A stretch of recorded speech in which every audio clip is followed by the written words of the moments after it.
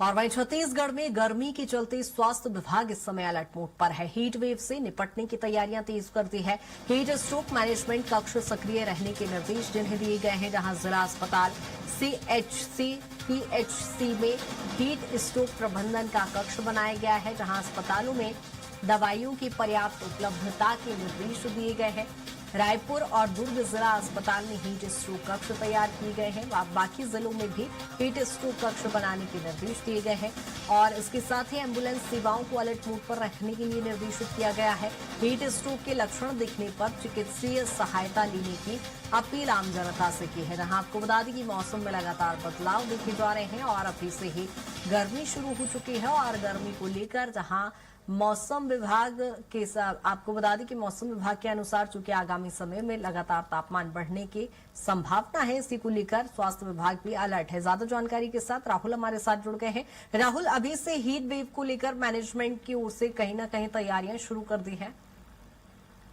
जी, खासतौर पर देखा जाए तो छत्तीसगढ़ में मौसम में एक बार थोड़ी सी करवट बदला है और यहाँ पर जिस तरीके की स्थिति है, यदि राजधानी रायपुर की बात करें तो यहाँ का भी जो पारा है वो काफी चढ़ने लगा है और यदि दोपहर में निकले तो जो धूप का तपस है,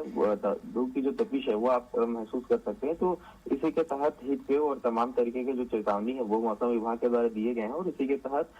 देखा जाए तो जो सरकार है वो एक्टिव मोड में आ गई है और बढ़ती गर्मी को देखते हुए स्वास्थ्य विभाग ने जो अलर्ट है वो प्रदेश स्तर पर जारी किया है, जहाँ पर हीट वेव से निपटने के लिए जो तैयारियां हैं उसे राज्य स्तर पर करने के जो निर्देश हैं वो स्वास्थ्य विभाग के द्वारा दिए गए हैं, जिसमें राज्य के सभी जो जिला अस्पताल हैं, सीएचसी और पीएचसी है, वहां पर हीट स्ट्रोक प्रबंध कक्ष जो है उसे सक्रिय करने का निर्देश यहाँ पर स्वास्थ्य विभाग के द्वारा दिया गया है। इसके साथ ही देखें तो अस्पतालों में ओआरएस,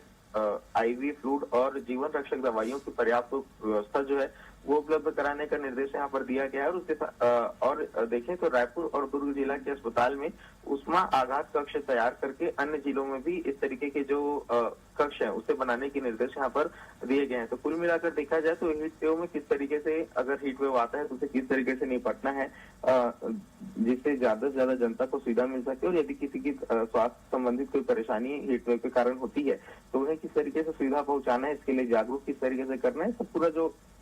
रोडमैप को यहाँ पर मौसम विभाग के द्वारा तैयार किया गया है और इसी के तहत जो स्वास्थ्य विभाग है वो अभी अलर्ट मोड पर चल रहा है और तमाम तरीके की व्यवस्थाएं सुदृढ़ करने के लिए प्रदेश के अंदर विभिन्न तरीके के कदम स्वास्थ्य विभाग के द्वारा उठाए जा रहे हैं। इसके साथ ही यदि आपको बता दूं कि